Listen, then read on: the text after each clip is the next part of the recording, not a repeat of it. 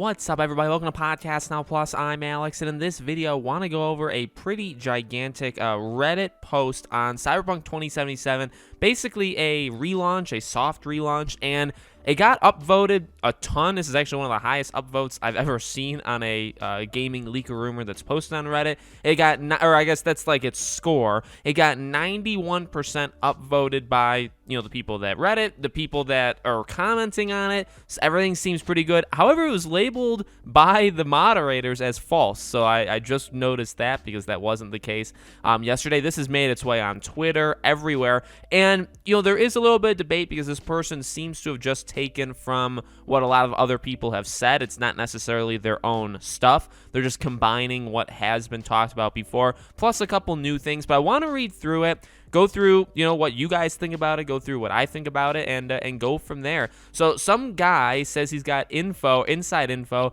about the game's progress. Again, I don't really know if that part is necessarily true. Cyberpunk Next Gen / patch 1.5 will be treated as a soft relaunch for the game. Game will be renamed Cyberpunk 2077 Samurai Edition. CD Projekt Red will do a big live stream around February to reveal the patch, the Cyberpunk anime, and the first expansion. The new patch features includes barbershops, a garage, improved AI, transmog system, a complete rebalancing of the loot system, new UI. The promised free DLC will be bundled in and includes 4 new weapons, new game plus, apartment customization, new gigs. Tons of small stuff like Judy and Panam sending you more text messages during the course of the game.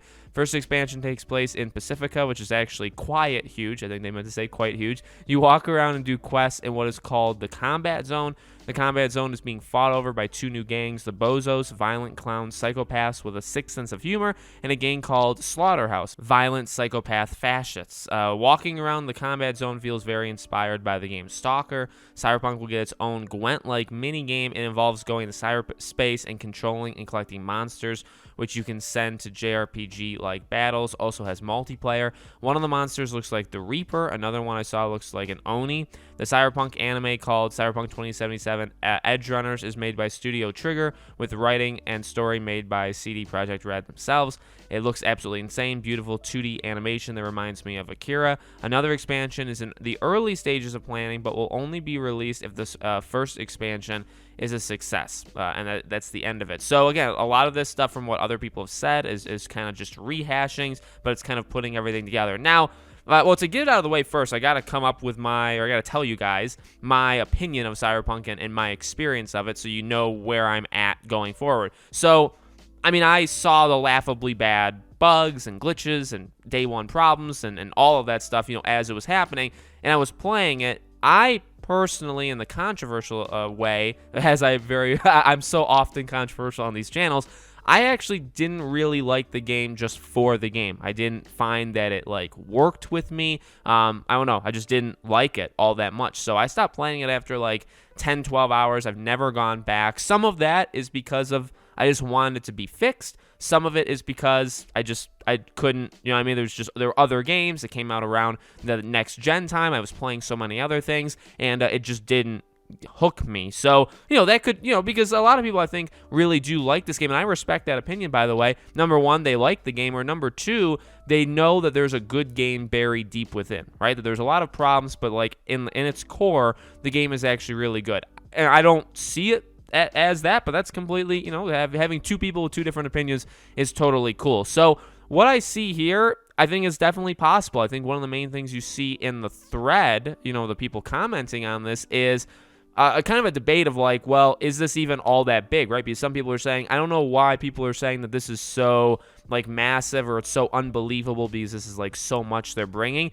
Adding barbershops to the game isn't exactly some next level stuff, right? So I think the stuff that's talked about, if it's true, is kind of exactly what you would imagine from a relaunch. You're fixing some things, you're not fixing everything. It's still the core game. They didn't change the core game. They're adding some stuff kind of around the exterior to kind of bulk it up, right? That really is what it sounds like, and just kind of continuing to squash those issues with the game. There's still, I guess, probably is, right, times where a patch ends up just destroying the game itself, and there needs to be a patch to the patch. That was the case, at least for the first couple, but, I don't know how much this is going to improve it. You know, again, there's going to be, like, it sounds like the first expansion, right? A huge new thing.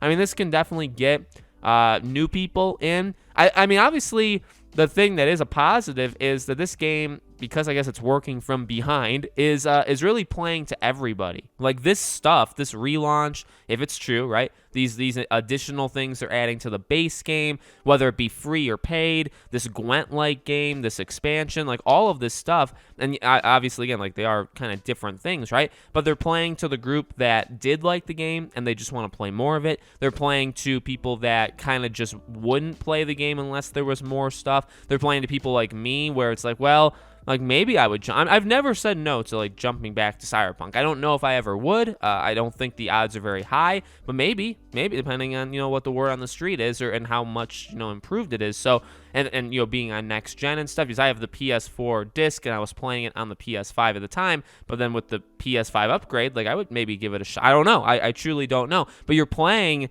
to everybody, you know what I mean, with this kind of stuff. So, you know, I hope for the best. I hope that obviously they took a lot of hits and they deserved a lot of it, and also a lot of it wasn't necessarily the worker, like, and we've talked about this, right? The ground floor people that made Cyberpunk 2077, they seem to be the last people you should blame with the issues with this game. Seems like management pushing them to release it way too early, all of this. I mean, there's been a lot of talks behind the scenes, right? Those are the people to blame. So I hope that they continue to make the game better. You know, again, I wish the best for the people that are, like, you know, I'm fine with the people that like the game. It's totally cool. And I want the ship turned around. You know what I mean? They need to earn goodwill that doesn't just like come back to them. And the way you do it probably is this relaunch. If you make it really good, then you move on to whatever, you know, The Witcher, I guess, The Witcher 3's, you know, enhanced edition. That needs to just be good immediately, right? And that starts to win you back the trust of people. There's really no other way of doing it. So let me know what you guys think. Make sure you guys are subscribed to the channel. Hit the bell icon so you guys know when all these videos go up. And I do a brand new video on the channel every single day. And so I hope to see you guys for tomorrow's video.